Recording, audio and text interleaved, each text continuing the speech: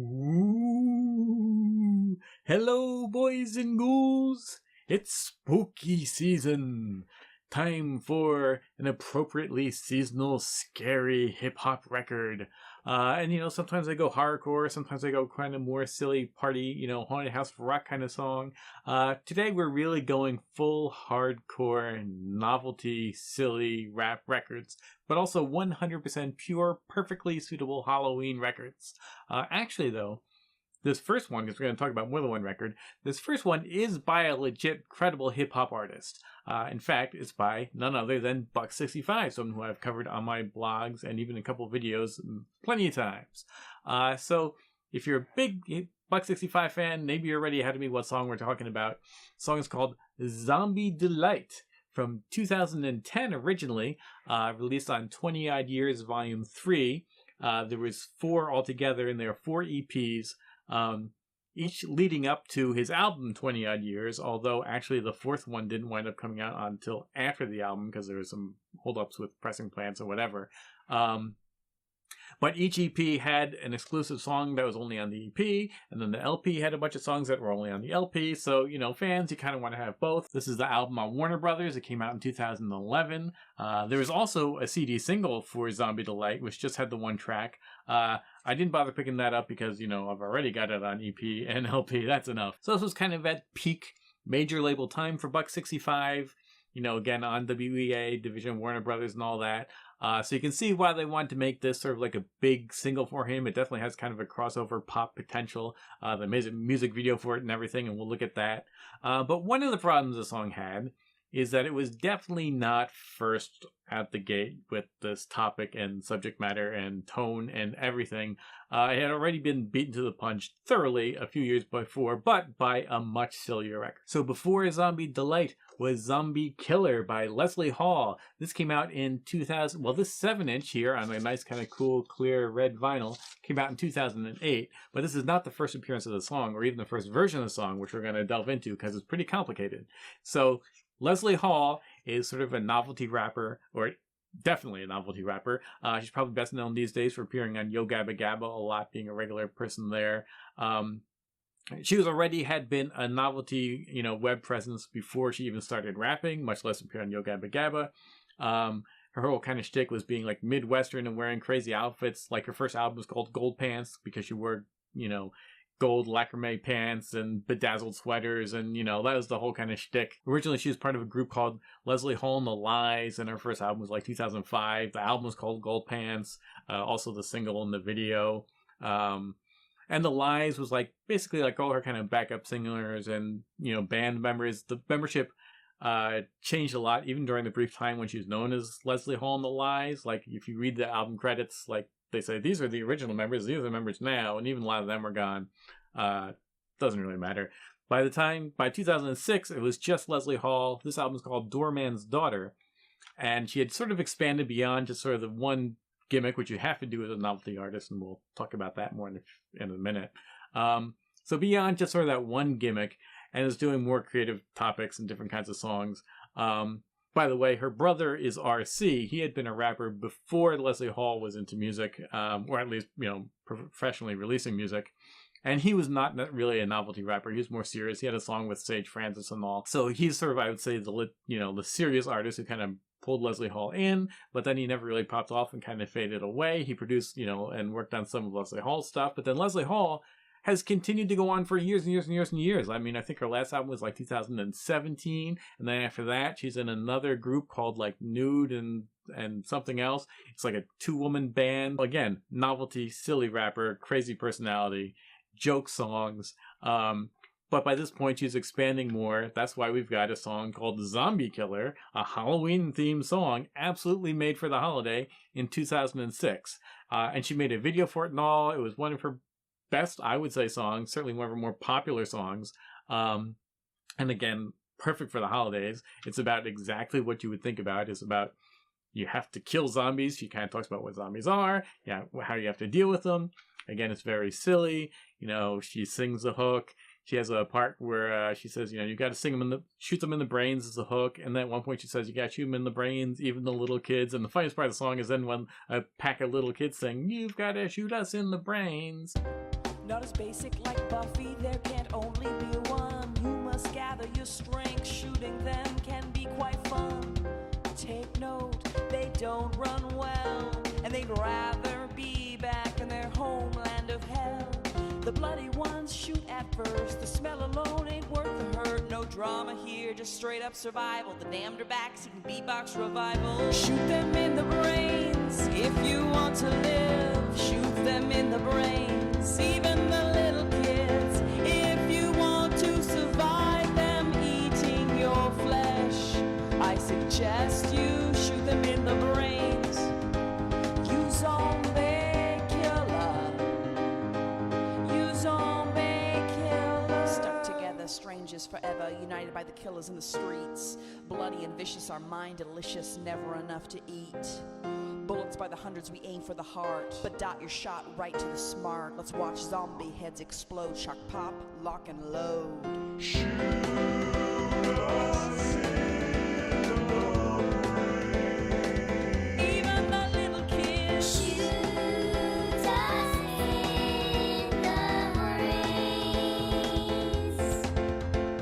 First of all, that's just the funniest part of the song, but we'll come back to that in a minute because that's just the original version in 2006. A good, fun party record, but could have been forgotten if she hadn't returned to it in 2008. So her third album is called Celebrity, as in it's a pun, celebrity, but web, because she's a big web personality. That's really what she's known for and where she's known. And on here, there's another version of Zombie Killer. And this one, musically, it's like basically the same instrumental almost exactly. Lyrically, it's mostly the same. The hook is basically the same. The big deal is it features Elvira, the real Elvira, Cassandra Peterson, the actual Elvira, not like someone in an Elvira rig doing an impersonation or something. The real Elvira comes on here and raps like an introduction and another little bit, basically 100% doing like the Vincent Price rap from Thriller, Michael Jackson's Thriller. You know, he does that kind of introduction, spooky, almost spoken word rap. That's exactly what, I mean, she's not doing the same lyrics or anything. She's doing her own lyrics, but that's exactly what Elvira is doing here, which, is great. Great fun, really kind of boosts up the song. They even did a whole nother music video for it. Like, this was becoming like Leslie Hall's big thing. Like, Gold Pants was maybe the one that kind of blew her up initially, like her first song to kind of pop off. But this was even, like I said, she did plenty of albums after this, but Zombie Killer is probably her biggest record. The one disappointing aspect of it is that she edited out.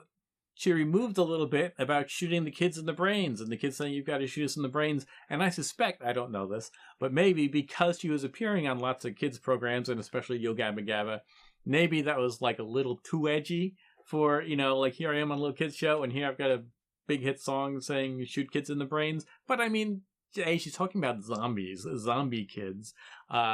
So it's totally ridiculous. I can't imagine anyone really would have been upset by it. And it sucks because it does kind of nerf the song.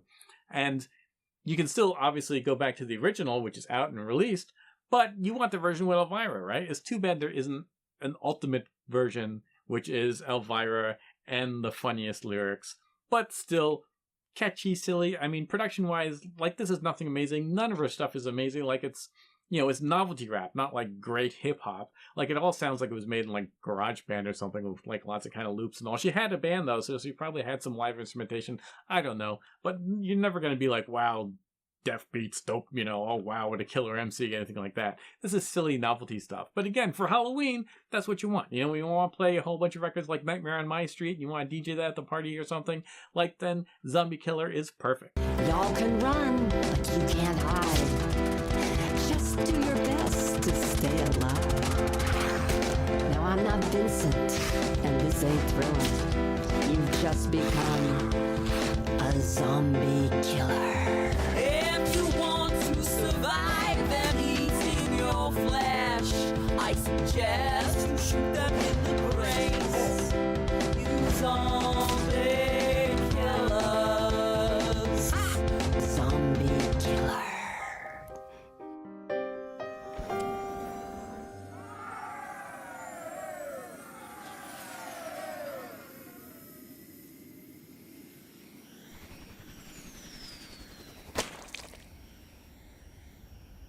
And then if you're really hardcore, there are actually remixes on here. It does say remixes. It's really one remix, but I guess you could say by virtue, obviously you can see this is the version with Elvira.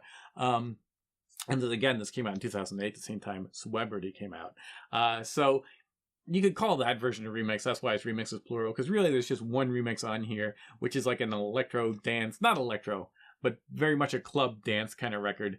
Again, it's still the same kind of lyrics in Zombie Killer, but it's not very good. It's not very enjoyable. The original version is much more fun. It's, but if you want that kind of dance track, why not? And it's a B-side. And there is also a fun kind of little acapella thing on this record too, where she just kind of goes on a silly rant about what she would do in a zombie apocalypse. And so that brings us back to Zombie Delight. Now, Buck65, absolutely a better MC, far better producer. The music is much tighter. But the problem is, the novelty, like, he's been totally beaten to the punch. We've had a song, this is topic-wise, this is exactly the same. He talks about how you have to kill zombies, how zombies behave, like, a few short verses. It's, like, really the same. And, okay, you can have lots of songs about, like, dealing drugs or how we rap in stereo or, all kinds of stuff. Like, hip-hop obviously had tons of songs on many of the same topics. But when you're dealing with novelty, it really doesn't work the same way. Like, you've already got a fun, silly hip-hop record about killing zombies, so when the second one comes out the gate a year or two later, it just does not hit you the same way. But I have to say now, I was actually more disappointed by that at the time, because I'm like, oh, okay, we had Zombie Killer, now we got Zombie Delight. Same thing, driving in the same lane. It feels almost like a knockoff. I mean, to his credit, hopefully maybe Buck65 never heard of Zombie Killer, because even though it's her biggest song, and it certainly has a big audience if you look for it online, it's not like huge in the hip-hop scene. It's not a big record. It's pretty obscure, so which is one of the reasons why I'm covering it here, to bring it to your guys' attention, because you probably never heard of it. So this is the better one. This is the one you would actually want to listen to. Like, if you're going to play a record in your car and say, let's just have a dope song, you definitely want to go with Zombie Delight, not Zombie Killer. But, like I said, the novelty value, these are novelty records. Because if you want to listen to a dope record, you're not going to pick either one. You know what I mean? Like, you're going to listen to something like off of King of the Beats, or King of the Drums, rather, or, some classic Buck65. Zombie Delight is still a pretty silly song that you're not going to listen to except for, like, on or around Halloween, or if you're just in a very silly mood. So at that point, you might as well go with Leslie Hall, kind of. And like I said, the problem is with novelty records, you really need the novelty. And just to bring this home, to really, like, explain what I mean, and so you guys, I'm a huge... One thing you might not know about me, even all these years later, is I'm a big fan and collector of novelty hip-hop records. It's just kind of fascinating to me. One, everything is weird and unusual, and the more obscure or silly, the better. And two, it's kind of fascinating, like, how good or bad is the rapping? I mean, like, often it's horrible. Often the music and production is horrible. Sometimes it's kind of good. Sometimes it'll be someone like, a guy who usually does rock and roll music is jumping into hip-hop and do a silly song. Like, I'm Rappin' Rabbit, and I'm here to tell you fire safety habits. That's a real album, by the way. And, like, there's all kinds of crazy albums where, like, maybe it'll be an athlete rapping, or, someone who's not hip-hop at all, or, like, it'll be, a goofy song from a movie soundtrack, and, like, there's all kinds of crazy stuff. Psychics releasing their rap records to kind of sell themselves on David Letterman. That was a thing. There's actually more than one from the 80s. Rappin' Granny. But here's what I'm getting at with the novelty value of novelty records, is that it's really short-term flash-in-the-pan kind of stuff. Because here's a big novelty record you probably have all heard of. Remember Rappin Duke? Da-ha. This is the actual Rappin Duke record, 1985, by a guy named Sean Brown. And if you're not familiar, the gimmick is he's rapping as if he was John Wayne, the Duke. So he does an impression, a pretty cheesy, heavy-handed impression of John Wayne. He quotes some lines from his movies. They're kind of corny raps. It's very silly, but a little bit catchy. It's on Tommy Boy Records in 1985. And then, if you've heard of it, a little bit, you've probably heard of it from Notorious Big on Juicy referencing the song. But it was kind of it was a popular record because it kind of, people were like, what? John Wayne rapping? Like, you heard that on the radio. You're like, what the hell is that? You would laugh. You'd say, okay, maybe I got to hear this. I got to pick it up. And, so, but you probably know less is Duke is Back, which came out the following year, also on Tommy Boy Records. You can see now he's got a fancy picture cover. The instrumental is actually maybe a little bit better, so the whole thing's a little bit more catchier. It's got the hook, whoa, Duke, the Duke is back. But you've heard of it less because it's the same joke, basically. You know, it's, haha, isn't that funny? John Wayne is rapping. But okay. Less known, even still, is then Rappin Duke came out with a whole album called Que Pasa. This is a full album worth of songs. And unless you're really like a digger of obscure, random, weird hip-hop stuff, you probably never even knew that. You might, you know, a lot of people remember Rappin Duke. That would be on that would play on the radio a lot, especially like around April Fool's Day or when they're doing something silly. There's a lot of compilation albums that Tommy Boy and other people released with Rappin Duke on there. You hardly ever hear The Duke is Back. You almost never hear stuff from Que Pasa, even though, and here's a really deep cut, there was another single off of Que Pasa. And this, like, again, unless you absolutely collect obscure hip-hop novelty records like I do, and there's very few of us out there, I know I'm not the only one, but there's not many of us, you probably had no idea about that. And that's, like, actually a more serious song about not doing drugs. And you might not know, another deep cut, there's a Rappin Duke knockoff record, a ripoff, not by Sean Brown, the real Rappin Duke, another guy released a song called Rappin Duke and Friends on a label called Toe Jam Records in 1985, a New Jersey label, by a guy named Buzzy Bragg, and he's actually a legit musician. He was a member of Skull Snaps, known for like the famous break, you know, from the Steezo records and all that. So he's like the original sort of jazz, funk music, yeah, funk really, not jazz, musician from that band. He released this, and it is basically a pure ripoff of Rappin Duke. Like the instrumental is the original Rappin Duke. The instrumental is virtually the same. It's different, but it's very similar. They're kind of replaying it. He's doing basically the same impression, using lots of the same phrases, lots of the same lines. So again, almost nobody's heard of this because the joke is over. Like, as you know, Rappin Duke itself is a song you hear a couple times and you're done with. You know, I mean, you're not going to go back like to Criminal Minded or Critical Breakdown or early Juice Crew where like, these are classic songs you play again and again and again. Even if you heard Rappin Duke and really, you know, got a kick out of it, you know, you're going to play it a few times and you're done. That's what novelty value is. That's what novelty records are. You know, it's the novelty, it's the gimmick, it's the quick amusement. So by the time you're way down the page, years later, still releasing Rappin Duke, nobody cares. Nobody wants it. And that's the problem, coming full circle, that we had sort of with Buck 65's Zombie Delight. We already had Zombie Killer. Next year, or I guess a year and a half later, we got Zombie Delight. And it is, again, objectively, musically, it's a better record. Tighter beat. It's got a really cool scratch breakdown at the end. He makes nice use of the UFO sample. So I've already shown you and let you listen to Zombie Killer, both videos and everything. Now let's listen to, we'll end with Buck 65's Zombie Delight. Also, bigger production value and stuff for the music video, of course, because he's got Warner Brothers money behind him. So in a way that's good, in a way that's a little less fun, but, you know, depending just, I guess, on your attitude. But really, they're all fun. You know, again, you're going to sit here and say, okay, you know, I'm sure a lot of people have already commented or itching to comment, this Leslie Hall shit sucks.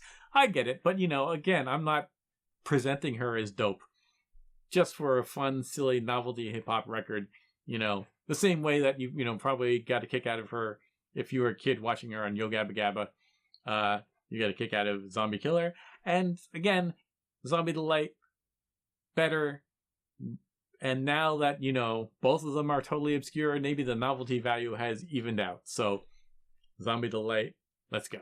And happy Halloween, everybody! Zombies are on the loose, be courageous. They're totally disgusting, their condition is contagious. They'll try to bite your body, but don't let them. The situation's getting worse, we better go get them. Zombie apocalypse, the day has come, the party starts. Look out for raggedy people with rotten body parts. Don't drink water from a contaminated source. It's time to do battle with a reanimated corpse. Prepare yourself physically and mentally steady, yes. They're known for the muddy dress, their face is a bloody mess. Zombie invasion, the problem's international. Don't try to reason with them, zombies are irrational. These are dead people, imagine how they smell. If you're bitten, then you become a zombie yourself.